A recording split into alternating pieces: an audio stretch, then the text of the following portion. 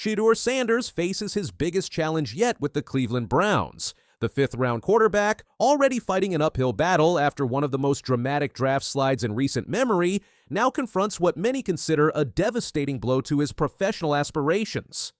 The situation unfolding in Cleveland represents far more than typical rookie growing pains. Sanders finds himself in a perfect storm of circumstances that threatens to derail his NFL dreams before they truly begin. Understanding how he reached this point requires examining the complex web of events that transformed a projected first-round talent into a fifth-round selection fighting for roster survival. Sanders entered the 2025 NFL Draft with expectations that bordered on the extraordinary. Draft analysts positioned him as a potential top 5 selection, praising his exceptional college performance and football intelligence. His final season at Colorado produced remarkable statistics that typically guarantee high draft positioning: 4,134 passing yards, 37 touchdowns, and just 10 interceptions while completing passes at a nation-leading 74.2% rate. The accolades reinforced his draft stock. Sanders claimed the Johnny Unitas Golden Arm Award, recognizing the nation's top upperclassman quarterback alongside the Big 12 Offensive Player of the Year honor. His 4-year college career spanning Jackson State and Colorado yielded 14,347 passing yards, 134 touchdowns, and merely 27 interceptions while maintaining a 70.1% completion rate. Yet something went catastrophically wrong during the pre-draft process. Sanders plummeted from potential top 5 selection to the 144th overall pick in the 5th round, where the Cleveland Browns finally ended his slide by trading up to secure his services. This represented a fall of over 100 draft positions and cost Sanders approximately $36 million in guaranteed money. The financial implications paint a stark picture of how dramatically his fortunes changed. While Mason Graham, selected 5th overall by the Browns, secured a contract worth nearly 10 times Sanders' deal, the quarterback signed a 4-year contract valued at just $4.6 million. His minimum salary amounts to approximately $840,000 annually, a fraction of what first-round quarterbacks typically earn. The reasons behind Sanders' draft slide centered on character concerns rather than football talent. Anonymous reports emerged questioning his professionalism and attitude during team interviews. The NFL Network cited an assistant coach describing Sanders as entitled and claiming he participated in the worst formal interview the coach had experienced. Multiple executives contributed similar anecdotes that damaged Sanders' reputation. NFL insider Josina Anderson reported that the 23-year-old quarterback came across as brash and arrogant during the evaluation process, though Anderson herself questioned whether these characterizations accurately reflected Sanders' actual demeanor. NFL draft analyst Todd McShay provided additional ammunition for the negative narrative. McShay claimed he heard from 2 teams that Sanders appeared indifferent to their opinions during interviews, approaching the process in a way that wasn't professional. These reports gained momentum throughout the pre-draft cycle, creating a snowball effect that ultimately torpedoed his draft stock. Specific allegations included claims that Sanders failed a surprise test during a meeting with the New York Giants. Other reports suggested he wore headphones during team meetings and appeared disengaged throughout interviews. Ross Tucker added to the controversy by claiming Sanders declined 3 interview requests from interested teams. The most damaging aspect of these reports was their anonymous nature. Teams and evaluators could level accusations without accountability, making it impossible for Sanders to directly address specific concerns or provide context for alleged incidents. The mounting criticism eventually prompted a passionate response from Dion Sanders, the legendary NFL player and current Colorado head coach. Speaking with former NFL cornerback Asante Samuel, the elder Sanders launched an aggressive defense of his son's character and professionalism. They want to create these narratives and create these stories, and then attach them to a kid that ain't never done nothing wrong, Deion Sanders declared during the interview. His frustration was palpable as he systematically addressed each allegation against his son. The headphones allegation particularly incensed Deion Sanders. I know it was a lot of rumors about the next level, and I can't see that. Yeah. I can't see the next level, and I think a couple people who may have taken shots at my kids, they were afraid that I would go. That's where the shots came from. All you got to do is just sit back and listen. People don't want to do that. They want to create these narratives and create these stories and then attach them to a kid that ain't never done nothing wrong. Yeah. How does that make you feel when you see your colleagues or your peers going in on you, man? Like, how does that make you feel? No idea, man. You have no idea. We've always been in front of the camera, so they know how to navigate. They know how to handle themselves. Yeah. And you're not gonna catch them in no foolery and no mess. You're not when you sit up there and say something. Deion Sanders emphasized his son's adaptability and professional growth throughout college. He said, like, he went in a meeting unprepared. Like, dude, Shedeur Sanders, who's had 6 different coordinators, who has still functioned and went up, leveled up every time we brought somebody new in, and you're gonna tell me every situation. You're gonna tell me he had on headphones. So you a dog, your kid's a dog, and dogs gonna always rise to the top. You know what I mean? That's what I believe. You know what I mean? Then we're talking about it did hurt. The Bible says God uses the foolish things to confound the wise. So it was some foolish stuff that went on, but you know what? That gave them something that they needed. The emotional toll of the situation became evident when Deion Sanders admitted the impact on his family. It did hurt, he acknowledged. It did hurt. However, he framed the adversity as motivation for both Shedeur and his brother Shiloh, who went undrafted and signed with Tampa Bay as a free agent. Drawing parallels to Tom Brady's 6th-round selection, Dion Sanders suggested that being overlooked could provide the edge necessary for NFL success. He explained, "The Bible says God uses the foolish things to confound the wise, so it was some foolish stuff that went on, but you know what? That gave them something that they needed, like that edge that Tom had." Deion Sanders also revealed he had been dealing with health issues that kept him out of the media spotlight following the draft. He mentioned losing about 14 pounds while battling an unspecified condition. The Pittsburgh Steelers emerged as a fascinating case study in how teams evaluated Sanders. Head coach Mike Tomlin reportedly expressed interest in the Colorado quarterback throughout the pre-draft process, making their decision to pass on him multiple times particularly noteworthy. Sports Illustrated's Albert Breyer provided insight into the Steelers' reasoning during an appearance on the Bill Simmons podcast. Breyer suggested that Pittsburgh's disappointing experience with Russell Wilson in 2024 influenced their reluctance to invest in another quarterback. Breyer explained, "I think people there would tell you that the Russell Wilson thing undermines so many things in the last month of the season, and that a lot of that building really wanted them to go back to Justin Fields. And it was something where Tomlin was kind of, again, all on his own on that one." The Wilson experiment proved disastrous for Pittsburgh. The veteran quarterback's poor performance during the team's 4-game losing streak to end the 2024 season highlighted their offensive limitations. Wilson's brutal showing in the wild card round, where Pittsburgh managed just 14 points, exemplified how quarterback play undermined their strong defensive performance. Breyer continued, "Tomlin liked Shedeur going into the draft, but I don't think Tomlin wanted to press that button again at quarterback after what happened with Russell at the end of the year last season." The Steelers ultimately addressed the quarterback position by selecting Ohio State's Will Howard in the 6th round. Their other draft picks focused primarily on defensive players: Derek Harmon, DT, Caleb Johnson, RB, Jack Sawyer, Edge, Yahya Black, DT, Carson Bruner, LB, and Dante Kent, CBB. Pittsburgh's current quarterback situation illustrates the consequences of their decision.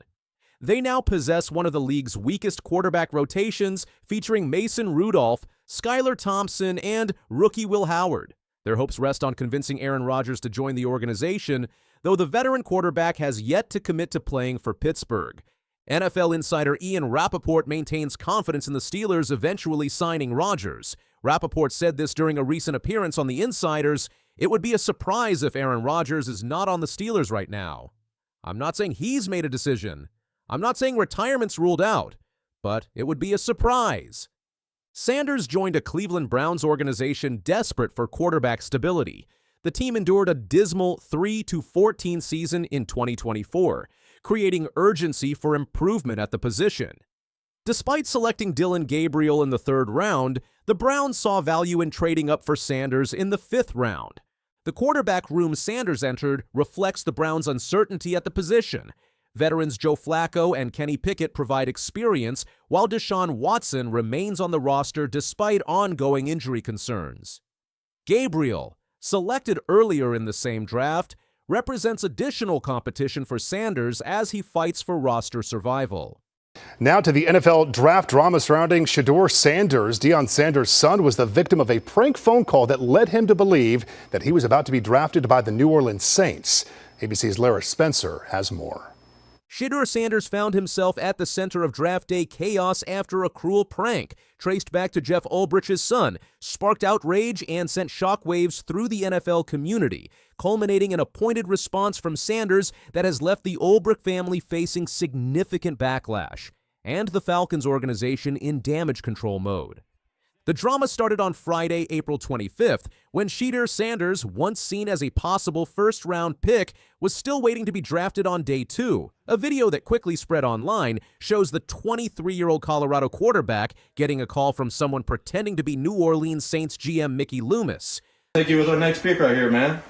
Yeah, yes, sir. Let's be legendary. Yeah, but you're going to have to wait a little bit longer, man. Okay. Sorry about that. The prank happened when someone called Sanders and said, "We're going to take you with our next pick, but you have to wait a little longer." Sanders looked confused and asked, "What does that mean?" What should have been a happy moment turned into a cruel trick that made him think he was about to be drafted. On Sunday, April 27th, the Atlanta Falcons said in a statement that 21-year-old Jax Olrichs, son of Falcons coach Jeff Olrich, was behind the prank. They said Jax found Sanders' number on an open iPad at his parents' house and used it later to make the fake call. But wait, there is more. Further details revealed in an Associated Press report clarified that while Jax Olrich provided the number, he was sitting beside an unidentified friend who placed the call to Sanders, impersonating the Saints GM. This additional context has only complicated the situation, raising questions about multiple individuals' involvement in the prank. The Falcons attempted to distance Jeff Olrich from the incident, stating he was unaware of the data exposure or any facets of the prank and was made aware of the above only after the fact. However, this explanation has done little to quell public outrage, with many questioning how such sensitive information could be so easily accessed in a coach's home. Following intense backlash, Jax Olrich issued a public apology via Instagram on Sunday, writing, "On Friday night, I made a tremendous mistake. Shedeur, what I did was completely inexcusable, embarrassing, and shameful. I'm so sorry I took away from your moment. It was selfish and childish." His apology continued, "I could never imagine getting ready to celebrate one of the greatest moments of your life, and I made a terrible mistake and messed with that moment. Thank you for accepting my call earlier today. I hope you can find it in your heart to forgive me. At Shedeur Sanders." Sanders, who the Cleveland Browns eventually selected in the 5th round on Saturday, addressed the prank during his first conference call with Cleveland area reporters. His response was measured but contained a clear rebuke. "Didn't really have an impact on me," Sanders said, "because it was just like, I don't feed into negativity, or I don't feed into that stuff. You've seen on Deion Sanders Jr.'s YouTube video my reaction to it. It is what it is." He continued with a subtle yet pointed critique. "I think, of course, it is childish. Of course, I feel like it was a childish act, but everybody does childish things here and there." This carefully worded response has been widely interpreted as Sanders taking the high road while still clearly condemning the immature behavior that targeted him during one of the most important moments of his career. Many people are now calling for Jeff Olrich to face consequences, even though the Falcons are trying to protect him. On social media, fans were angry, with one saying, "They need to fire Jeff Olrich instantly if the number came from him. How embarrassing." Still, reports say the Falcons won't punish the longtime coach, which has made fans even more upset. In a statement shared by the Steve Harvey Morning Show, Jeff Olrich said the prank doesn't reflect the values he taught his family. He apologized for his son's actions and said they understand how important the draft is for players like Sanders. The Falcons' official statement emphasized that they do not condone this behavior and sent their sincerest apologies to Sanders and his family. The team also claimed to have facilitated an apology from Jax to the Sanders family and stated they have been in contact with the NFL regarding the incident. We have also been in contact with the NFL and will continue to cooperate fully with any inquiries we may receive from the NFL League office, the statement noted. We are thoroughly reviewing all protocols and updating, if necessary, to help prevent an incident like this from happening again. The situation is particularly awkward given the Sanders family's connection to the Falcons organization. Shedeur's father, Pro Football Hall of Famer Dion Sanders, began his illustrious NFL career with the Atlanta Falcons before going on to become one of the greatest cornerbacks in league history. Deion now serves as the head coach at Colorado, where Shedeur played quarterback. All of this happened just as Jeff Olrichs should be celebrating. The Falcons had a strong draft focused on defense, picking 4 defensive players early, including Jalen Walker and James Pierce Jr. Olrichs, who briefly led the New York Jets last season, was recently hired back to Atlanta as a coach. While Shedeur Sanders prepares to begin his NFL journey with the Cleveland Browns, his brother Shiloh Sanders, who was not selected in the draft, has signed a contract with the Tampa Bay Buccaneers as an undrafted free agent on Saturday, April 26th. Their father, Dion Sanders, reacted to his sons joining the NFL with a simple message: God is good. The incident serves as a stark reminder of the intense pressure and emotional roller coaster that draft prospects face during one of the most significant moments of their careers. Sanders' fall in the draft was already a major storyline, with the quarterback once projected as a potential top 5 pick, ultimately waiting until the 5th round to hear his name called. Despite the additional stress caused by the prank call, Sanders has demonstrated remarkable composure throughout the ordeal. His handling of this situation has already shown the maturity and poise that the Cleveland Browns will undoubtedly appreciate as he transitions to professional football. The implications of this incident extend beyond just the individuals involved, raising serious questions about data security during the NFL draft process and the consequences for those who misuse confidential information. As the league and the Falcons continue their investigation, many are watching closely to see if further action will be taken against all parties responsible for this unprecedented breach of draft protocol. The College Football Hall of Famer and former star wide receiver for Oklahoma State arrested over the weekend. Justin Blackman was arrested early Saturday morning near the OSU campus for public. Justin Blackman, once a college football legend, now making headlines for a shocking new reason. Just weeks after being celebrated for his achievements, he's found himself at the center of yet another troubling incident. Let's take a closer look. The story began at Oklahoma State University, where campus police responded to a call about an intoxicated man lying on the ground near the Edmund Lowe Library. By the time Officer Justin Hart arrived, the man had walked into the Nancy Randolph Davis building. The officer later confirmed this individual was Justin Blackman, the former Oklahoma State football star. Hart reported finding Blackman on his breath in person. According to police records, Blackman's speech was slurred and confusing as he repeatedly told officers his home was Stillwater prior to his arrest at 2:17 a.m. He was subsequently booked and processed at the Payne County Jail, though records listed Ardmore as his hometown. Responding officers say that he had slurred and confused speech, that he told them that he was walking home but refused to give them a valid address.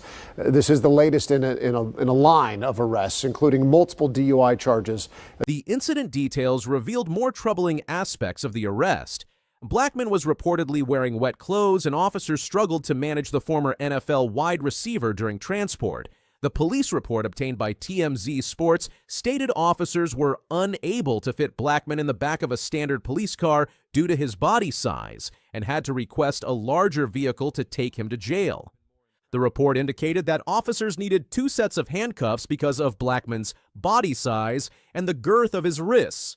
His booking information listed him at 230 pounds, which is 20 pounds above his NFL playing weight, according to Pro Football Reference. The series of events began when Oklahoma State Police received a call about a larger black male lying on the ground at 1:32 a.m. Saturday. When officers encountered Blackman, they noticed him wobbling and detected the smell of alcohol. He reportedly told them he was attempting to walk home, but officers noted his speech was difficult to understand. Blackman reportedly kept informing officers he was headed to Stillwater. When they explained that Stillwater was a place rather than a specific address, he admitted he didn't live in the area, saying, "You got me." The former football star then turned around and placed his hands on his back before being told he was under arrest.